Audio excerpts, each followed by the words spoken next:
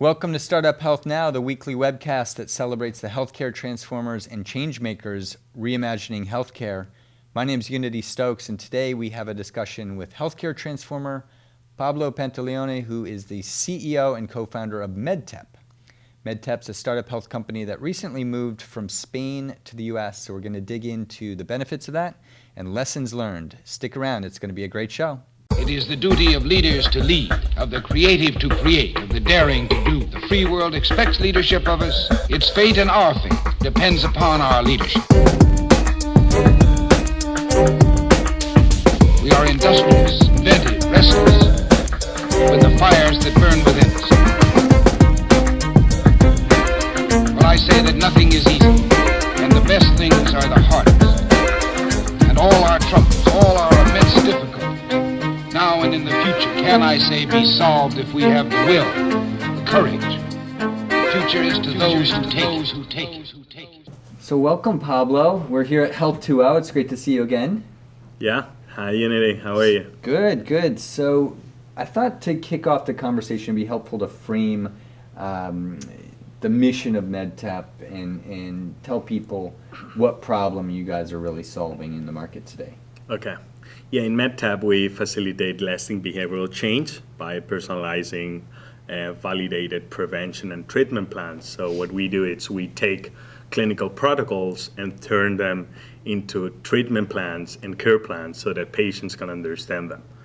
So we are covering all the part on the follow-up visits, the follow-up between visits, and help the patients understand this process. And what I think is interesting, you guys started initially in Europe, right? But you're really a global company, and you're now based in Silicon Valley. Yeah. So we founded the company back in 2011 in Barcelona. However, the product was launched in 2012. And then, we started from Spain, and from there, through our customers, international pharmaceutical companies, we began to work in other countries with them, and this is how we scaled. And from that, we realized, the US, it's the big market for us also. It's where all our main competitors, partners, investors are. So maybe makes sense to move there. And we relocated last year here in Silicon Valley. So how has that transition been for you coming from the EU to Silicon Valley? Well, I think it's very different, but very exciting. I was like 18 months back and forth between the US. So you're on an airplane all the time. Right, yeah. So in 2014, I spent 140 days outside from my house in Barcelona, both coast, east, west coast. And then, first we were deciding which one will be better for us. Finally, we chose the west coast. And the process was very interesting, learning very fast.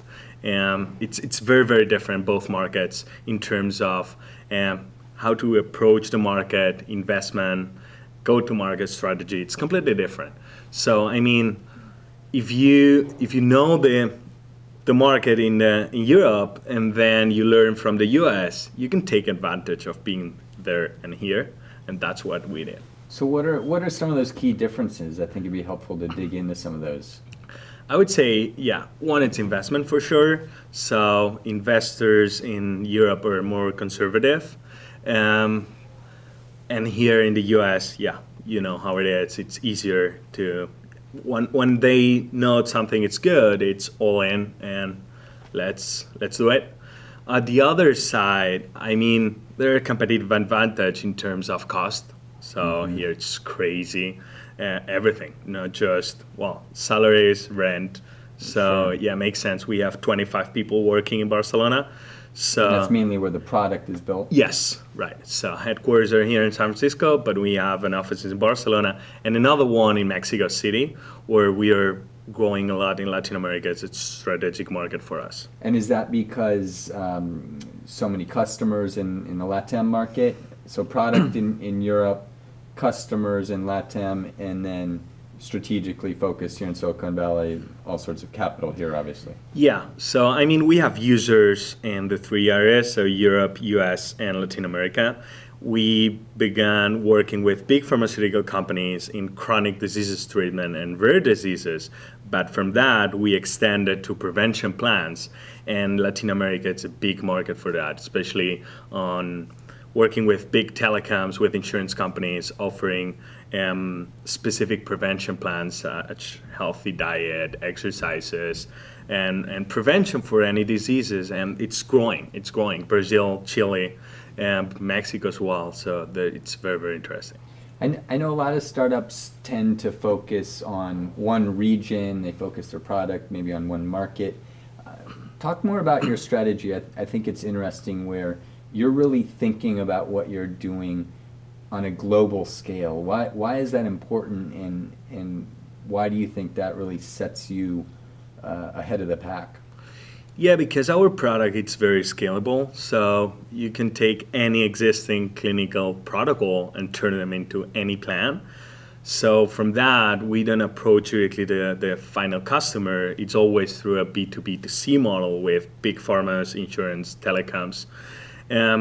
So on this approach, you can go globally, and especially with big companies, you are with them, they are global, They're so you global can be anyway. global. Right, Yeah. right. So, and we have still focused, US market strategic for us, but in Latin America, there are many opportunities, and being behind big companies, there is not a big risk, and there are a lot of opportunities. So, this is our strategy.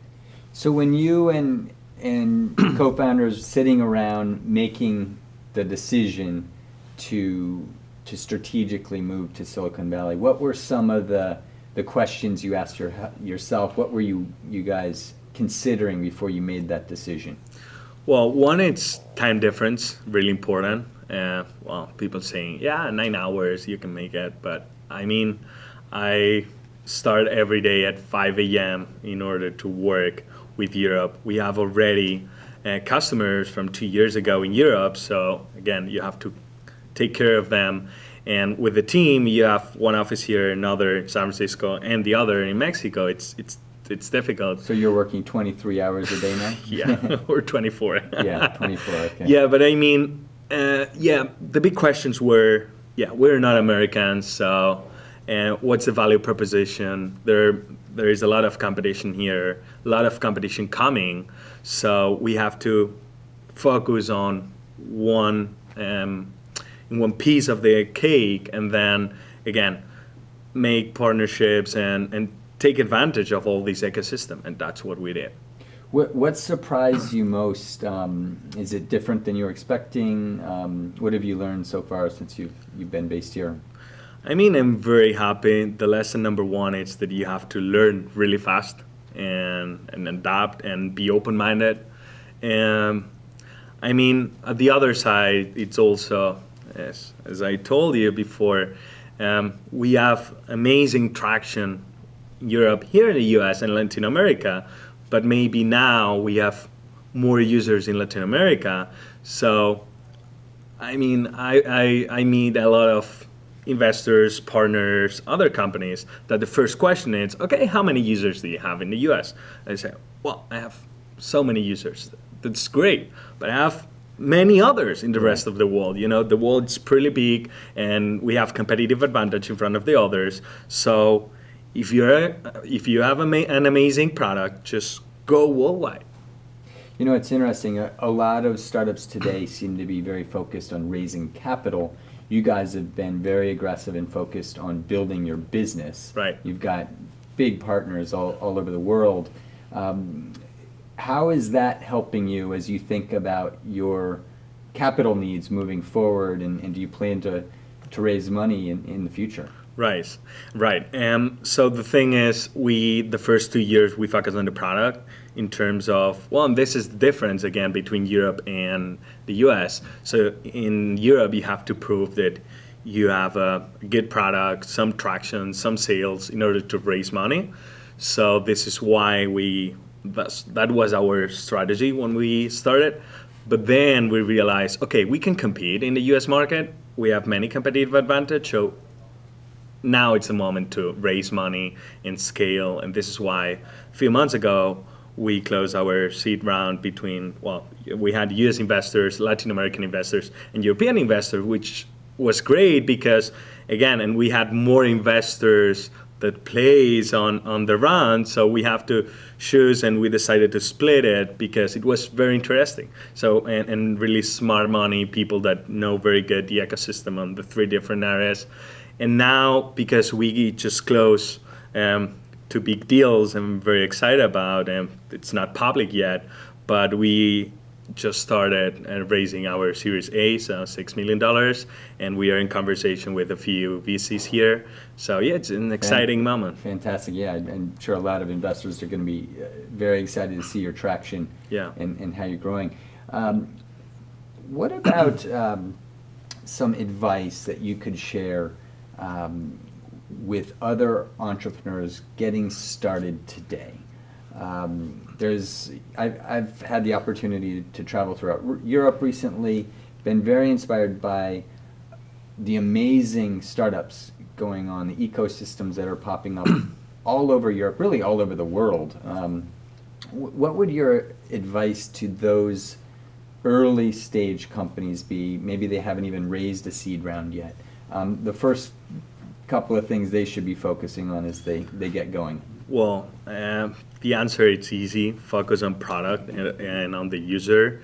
And if you have users, if your product is great, if you have some outcomes, then the rest comes. So partners are interested in your product, potential customers, investors as well. So I think it's not a good strategy to just focus on, okay, I want to raise money and that's it. No, you have to focus on the product. Outcomes really important. Focus on the outcomes. And from that on, just think big and scale. And this is why we decided to move to the US. And thanks to Startup Health, you help us a lot in this process to learn and how it works here. Fantastic. And one of the things you guys have done well is build your team. So you've got Jacob, your co-founder. Your team is really strong, but you have complementary sort of backgrounds and skills. Maybe talk a little bit about how you guys have architected your team from day one. Thank you, Unity. I love this question, because I'm very proud of our team, and I think, and this is one of the main difference again, maybe between Europe and the US. So I would say we have still, the main team, the main group of people, and they grow with the company. So I'm very proud of that. Still the same people, very strategic and complement to each other. So on one side, as you know, my co-founder Jacob, he's a top geek. He focuses on product. On right? product, yeah. He's amazing. He's really smart, and he focused on the product. And then from that, he built a team from the first day on. And then it was funny because, they're like a family, especially on the product side. So they began to, I know this friend who works in that company, he would like to be part of Medtep, and it's amazing. On this side and on the other side, we decided, to hire very strategic people, experienced people, from both sides, so Europe and America. And so we still have the same team. They got offers for sure, but they stay in Medtep because they believe in Medtep, and we're like a family. You guys have a great mission. What are you most excited about today? You've been all over the world. You're talking to customers and industry side, but you're also very active in the startup ecosystems around the world. What are you most excited to see, and where do you see things going in terms of the innovation in healthcare? Good question. So I think there is a lot going on, and the thing is, you have to be open-minded and open to synergies with other companies, because again, so you have a lot of amazing companies here in the US, but I saw, especially a few months ago in Brazil, it's a lot going on. Chile as well. Europe, it's growing a lot. So again, you have to be open-minded, and then look for synergies. I remember yesterday there was a panel, and then one said, okay, This is at Help 2.0. Health 2.0, yeah, right. So Uber is amazing, but Uber it's like built with Google Maps, Twilio, whatever. So it's There's a whole infrastructure Right. that made Uber possible. right. So I think this is what we need in healthcare. So, and this is Meaning that infrastructure layer and Right. and all the pipes to be sort of connected before we can get to that Uber level. Right. So I think and because of the healthcare market, it's so different. You have to, but you can still do the same like in other sectors. So think global, make agreements with other startups, don't see the others as potential competitors, see them as potential partners. And with that, healthcare, it's the market who needs change, and it's changing a lot, and there are so many opportunities on the field that this is how I see the market. What would your advice to industry be? You're in with big companies every day. What are you seeing the most progressive organizations do? How are they operating? And what's your response been from those types of organizations around the world? Well, I've seen on the last 3 years a big change on all these big organizations. So first, when we talk in Europe about digital health, was what? What are you talking about? Oh, I know. And that was only 3 years ago. 3 years ago. And now I see big companies, big pharmas, that they have like a digital health area with 3-4 people. Then from 1 year to another, they double the team. So they know that they have to change, that the market is changing so fast that they have to adapt all the infrastructure and everything. And this is how and not just companies like big pharmas, insurance, also from other sectors, big telecoms as well. So they are approaching the market, and in terms of companies, also corporate wellness is a huge space, as you know, here in the US. But again, so our approach is, okay, wellness is great, there are a lot of opportunities, but remember, 1 of 2 Americans, they have a chronic condition. So this is how we see the market. If we have a good product managing chronic diseases, why, if we could do a partnership with a corporate wellness company, and this is how we are approaching the market, for example, here in the US.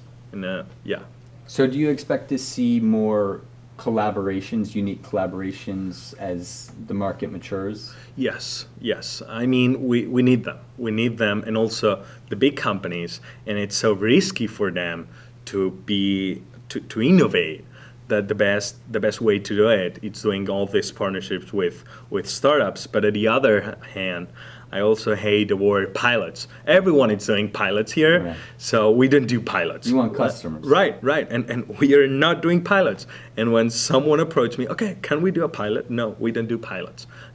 We are running, we have many customers, we already proved that it works. So again, we can just do a first implementation and then think of the rest, but not just pilots and then let's see. I think that's one of the reasons your business has been growing so quickly, is you have such a strong product offering that solves a real problem, and you also have traction that's given you that validation and credibility, so sets you in a strong position. Couple of quick fun questions. Okay. To learn about you. What do you do to stay healthy? Besides travel 140 days a year and get 0 sleep. Okay, I'm trying to improve a lot on this. I love sport, and when I was in Barcelona, again, I did like sport 3 times a week. But again, so last 2 years were crazy, traveling so much. It was very difficult to have a real, routine. So now that I moved 3 months ago to the Bay Area, I'm trying to again. So I go running every 2 days through the Golden Gate Park, and I try to change my daily habits in terms of diet. Well, my girlfriend's helping a lot on this side. Good. And where should startups visit in Barcelona? Got a favorite hotspot, either hangout, restaurant, place that any digital health startup should visit on their next trip to Barcelona? They should visit us. So we are Open door policy at Medtep? Yeah, absolutely. We have big offices in Barcelona and room for any healthcare entrepreneur who wants to learn about the ecosystem, who wants some introduction. So our office is in Rocafort 98, office number 1. So welcome everyone. And and we have an amazing team. And from that, we can go to many restaurants, party, whatever. That's wonderful. Well, great. Well, thank you so much. It's wonderful to be here. Where can people learn more about you and Medtep? Well, you can go to our website, so medtep.com, or through the social networks, Facebook, Twitter, or email me, pablo@medtep.com. Wonderful. Well, thank you so much for the inspiring work you do. Looking forward to seeing you grow. Thank you, Unity. Absolutely. Thank you so much. We'll see you next week.